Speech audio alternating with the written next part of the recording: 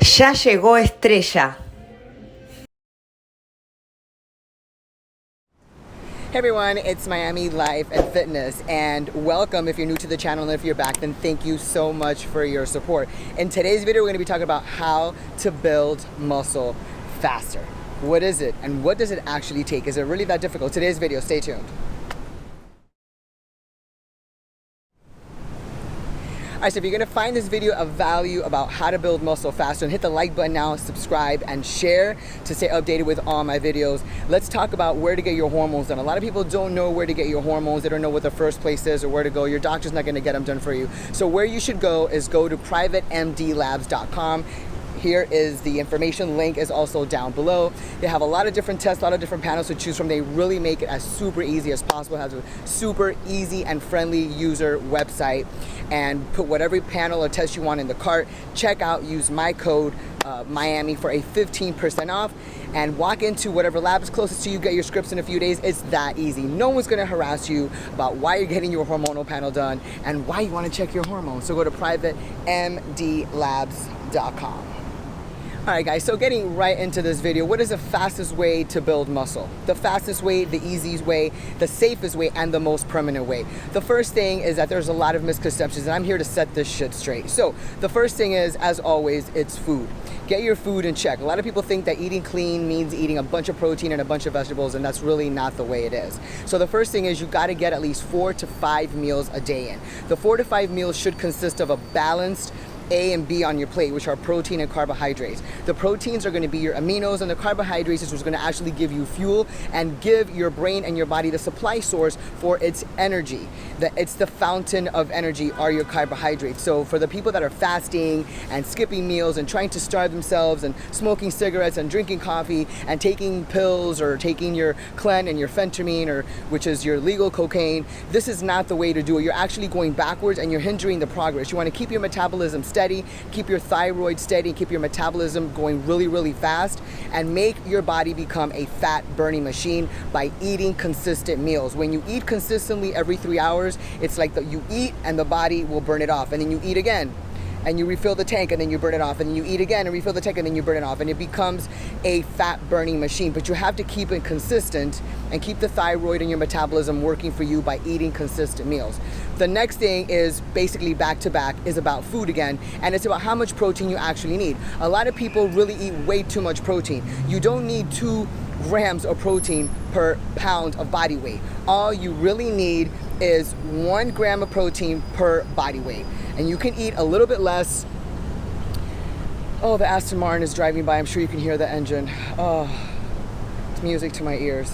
Okay, back to the video. Let me regroup. Hold on, let me regroup. Okay, so the main thing is you want to at least have 1 gram of protein per pound of body weight. So for instance, I weigh 142 pounds. So I would have right around 140 grams of protein per day. It's really not any more difficult or any more complex than that. I don't need 200 grams of protein, and I don't need 89 grams of protein. It's very simple. As far as carbohydrates, I always suggest a little more, because that is where our energy comes from, and we need more carbohydrates. So don't be scared of the carbs. Make them your friend. Take them out on a date. Hug the sweet potato. Kiss the sweet potato. Put the rice on a plate and hug the plate, okay? Because carbs are your friend. Rice cakes, rice, cream of wheat, cream of rice. You can have potatoes, whether they're sweet potatoes, and don't give me that shit about, oh, I don't like sweet potatoes because they're too sweet. People, open your mind, get out there and take a field trip to Whole Foods, take a field trip to the World Market, take a field trip to wherever you are at a gourmet market. So what, you spend a little more money, but you know what, you get more variety of a sweet potato because they're not actually sweet. Get out there and check out your sweet potatoes. Trader Joe's has the murasakis. They're not sweet at all. They're my favorite. Sarabi eats them all the time. Baked potatoes and oatmeal.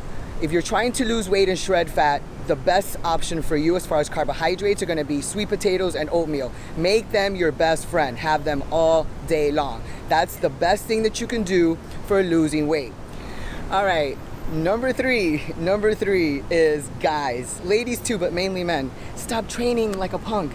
If you train like a punk and you train half-ass, you're gonna get half-ass results. As simple as that. You're gonna get out what you put in. If you put a half-ass job in, you're gonna get a half-ass result out. It's simple as that.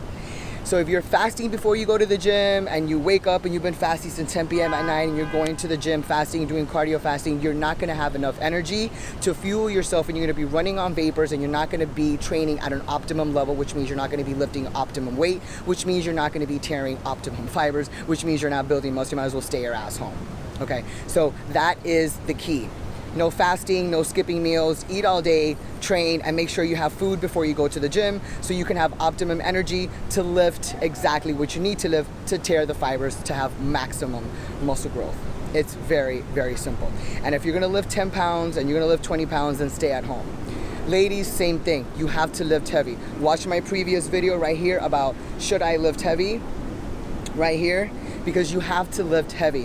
When you lift heavy and you stimulate that muscle fiber that's in those deep, deep layers, that is when you stimulate and actually tear those fibers, and when they grow, they're gonna start building and compounding as you sleep, which is when you recover. Simple as that.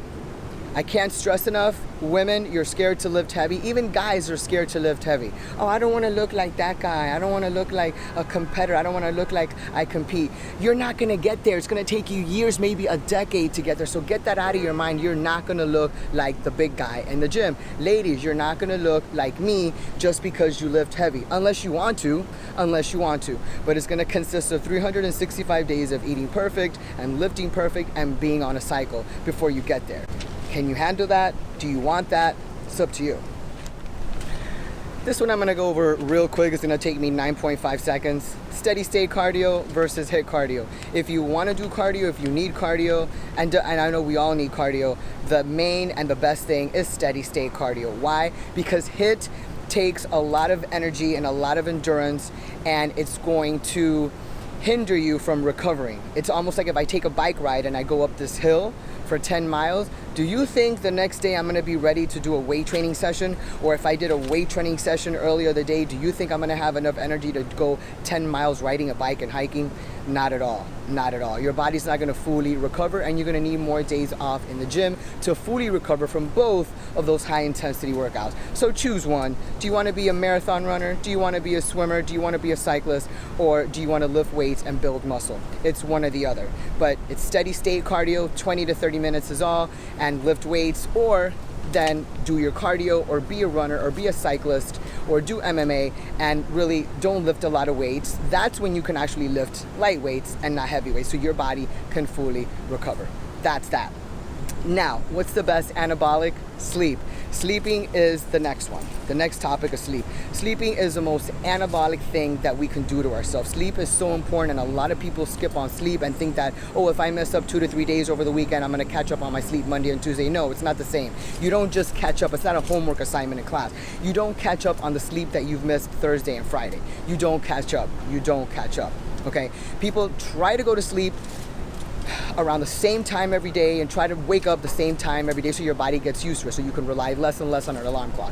Try to go to bed when it's dark at night and wake up when it's light out. Trying to go to bed in a room that's pretty dark or almost dark or pitch black, and that has a very nice temperature. Not a freezing temperature and not a hot temperature, but something cool where you're gonna be good either putting a light sheet on top of you or a comforter or what have you, but just be comfortable.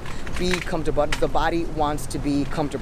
I cannot stress how important sleep is. And for those of you that are partying and doing drugs and doing alcohol and going to bed at 3, 4, 5, 6 in the morning and getting 2 hours of sleep and waking up the next day, your body is now in a recovery state. Your brain has no oxygen. Your brain cannot function. Your brain doesn't have energy. Your body is now going to be throwing wrong signals to the body about what food you're going to crave, the wrong carbohydrates, because your brain is depleted, your brain is dead, your brain is tired, and your brain is pissed off at you.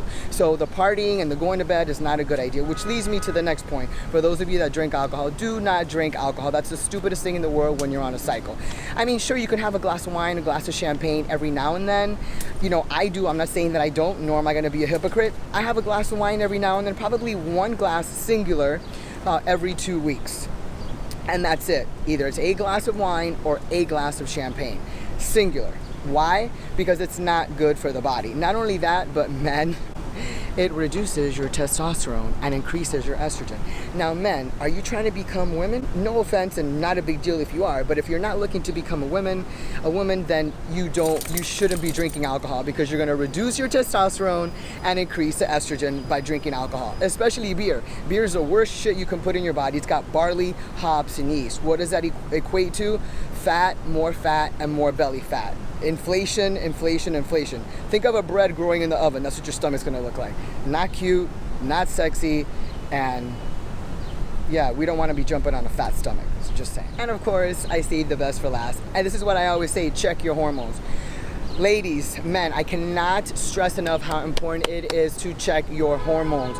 Nothing will work in all the effort that you put into your food and your meal prep and your training sessions and even your PED cycles. Nothing's gonna make sense if your hormones are not restored and your hormones are not balanced. Get your hormones checked. If you don't wanna go to private MD labs, I really don't care where you go. Your doctor is 9 times out of 10 not gonna do it for you, so find an independent lab, make a phone call, find whatever lab is gonna run your test and your hormonal panel for you, because you need to check where your estrogen level is and where your testosterone level is, and then of course your metabolic panel, which has all of the other ranges, so that you can check to see what's going on in here.